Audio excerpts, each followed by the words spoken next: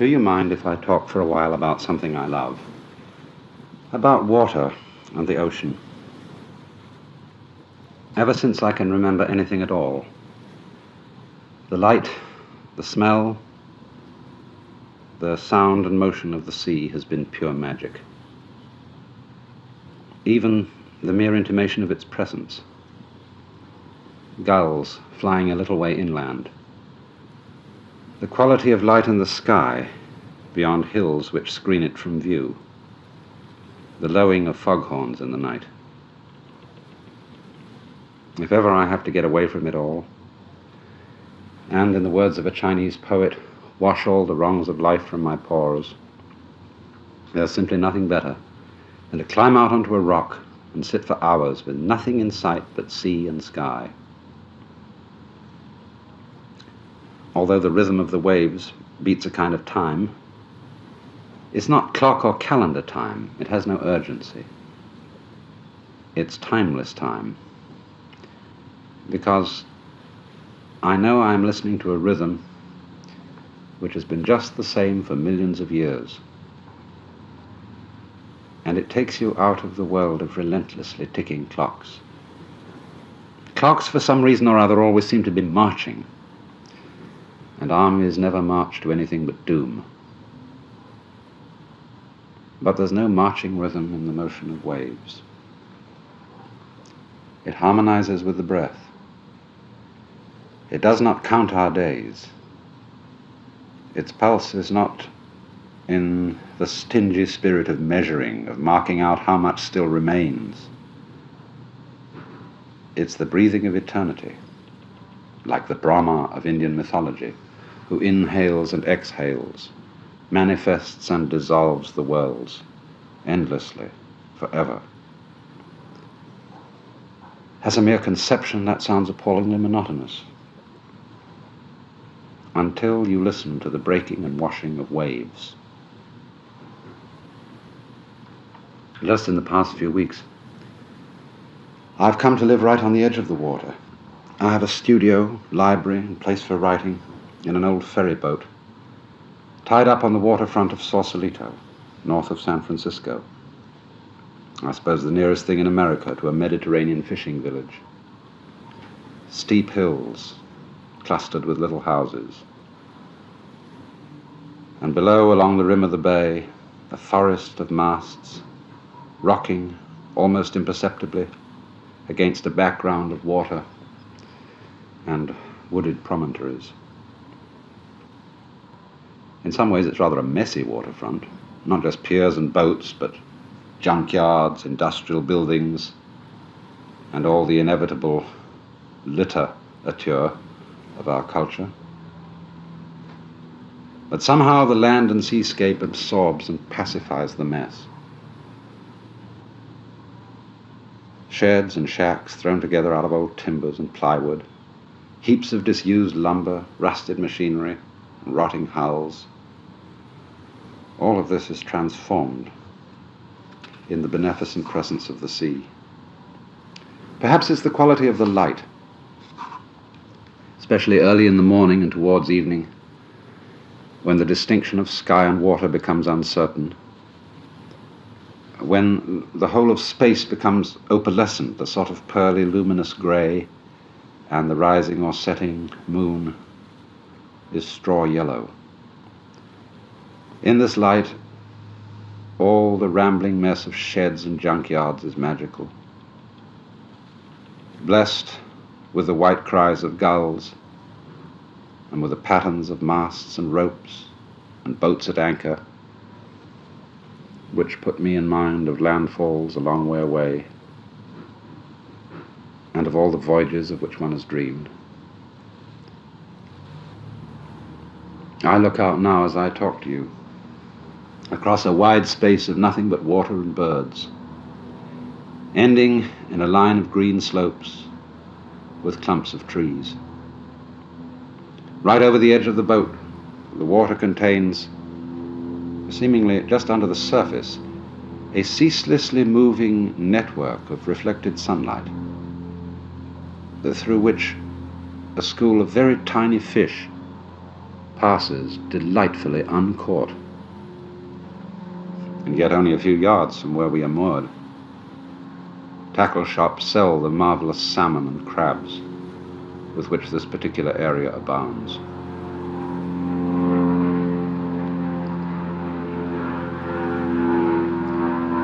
This is the paradox of the ocean. Sand, flying spray, pebbles and shells, driftwood, sparkling water, space incredibly luminous, with cloud banks along horizons, underlying skies into which one's imagination can reach forever. But under the surface of both sky and water, there's the grim business of preying. Men and birds against fish, fish against fish. The tortuous process of life continuing by the painful transformation of one form into another.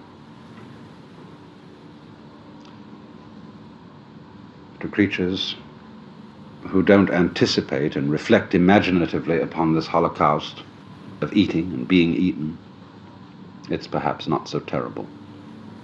But poor man, skillful beyond all other animals, by being able to think in time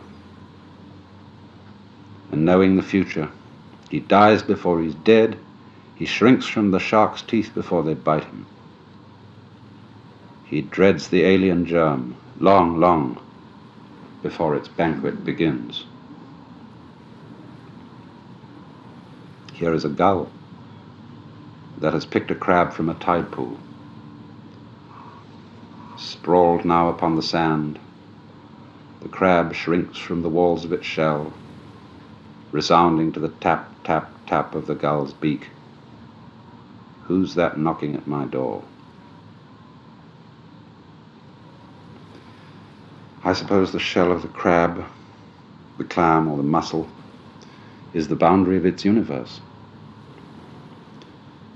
To put ourselves in their position, we should have to imagine a knocking sound, louder and louder, that doesn't come from anywhere in particular, from the door or the walls or the ceiling or the floor.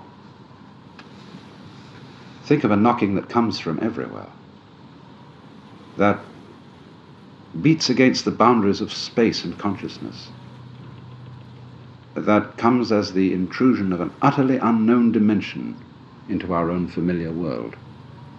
Let me in. Let me in. I love you so much I could eat you. I love you to the very core, especially the soft, juicy parts, the vitals most tender and alive. Surrender to this agony, and you will be transformed into me. Dying to yourself, you will become alive as me. We shall all be changed in a moment, in the twinkling of an eye, on the morning when the last trumpet sounds. For behold, I am he that stands at the door and knocks. There's no way of getting around it, is there? The gull isn't rapacious or greedy. It's just that his being alive at all is the same thing as eating crabs. Seabirds are transformations of fish. Men are transformations of wheat, chickens, and steers. And the love for the food is the agony of the food. To object to this inseparability of pleasure and pain, life and death, is simply to object to existence. But of course, we cannot help objecting when the time comes. Objecting to pain is pain. So far as we know, the gull and the fish don't philosophize. They enjoy life when they're eating it and hate it when being eaten. They don't reflect upon the process as a whole and say how rough it is that we have to work so hard for a living, or it's just hell having to watch out all the time for those gulls. I'm sure that in their world, this is something that just goes along with life, like having eyes or feet. But man, with his astonishing ability to stand aside from himself and think about himself, in short, to comment on life, man has done something which confuses his own existence down to its roots. For the more sensitive he is, the more man finds the very act of living in conflict with his moral conscience. Upon reflection, a universe so arranged that there is no way of living except by destroying other lives seems to be a hideous mistake. Not a divine, but a devilish creation. Of course, there's the myth that once upon a time things were quite otherwise, that there was no death, that the lion lay down with the lamb. But that since then there has been a fall, a vast error which has corrupted the whole of nature. All that must have been eons ago, perhaps in some other galaxy where the conditions of life were quite different.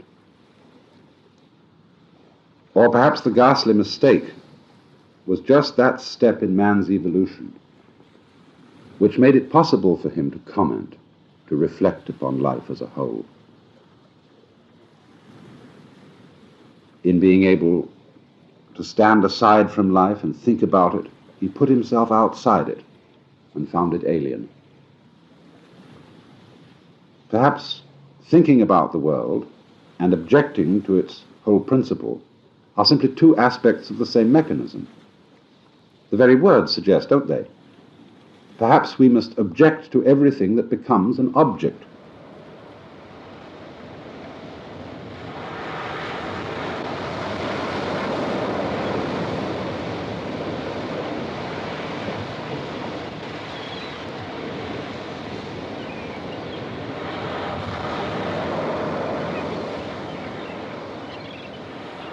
Aren't there also times when we speak of something that we know as a subject? The subject of this book, the subject I am now studying. Would it be possible to subject to life instead of objecting to it? Is this playing with words, or does it possibly mean something? Now, if the gulls and the fish don't philosophize, they have no consciousness of life being either good as a whole or bad as a whole. So when we philosophize and pity the poor fish, that's just our problem. From its own standpoint,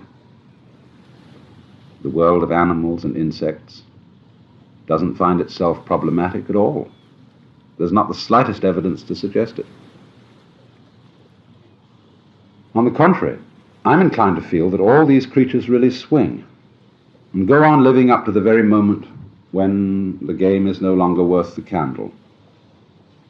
I'm quite sure they don't lecture each other about their duties or worry about where they're going when they're dead.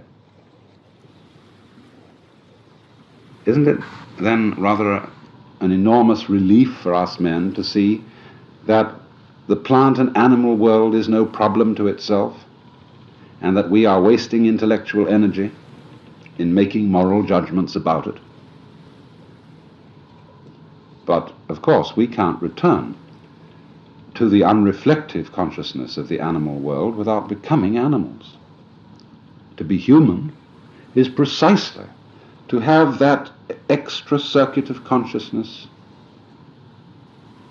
which enables us to know that we know,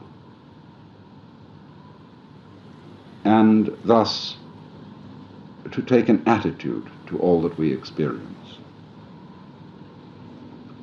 The mistake that we've made, and this, if anything, is the fall of man, is to suppose that that extra circuit, that ability to take an attitude to life as a whole, is the same as actually standing aside and being separate from what we see. We seem to feel that the thing which knows that it knows is one's essential self. That, in other words, our personal identity is entirely on the side of the commentator. We forget that self-consciousness is simply a subordinate part and instrument of our being, a sort of mental counterpart to the finger-thumb opposition of the human hand. And which is you, the finger or the thumb? Look at the stages of differentiation. First, the organism from its environment, and with this, knowledge of the environment. Second, the distinction of knowing knowledge from knowledge itself. But all this, like the finger-thumb opposition, is a difference which does not divide. The thumb isn't floating in the air alongside the rest of the hand. At their roots, they're joined. And at our roots, we are joined to the whole subject of nature. Of course, you may say that nature or the universe is just a big abstraction. But tell me, is an orange just an abstraction from its component molecules?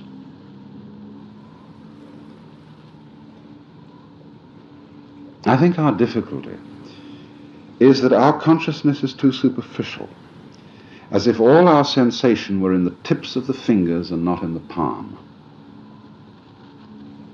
Our comments on life are insufficiently balanced by the clear sensation that what we are talking about is ourselves,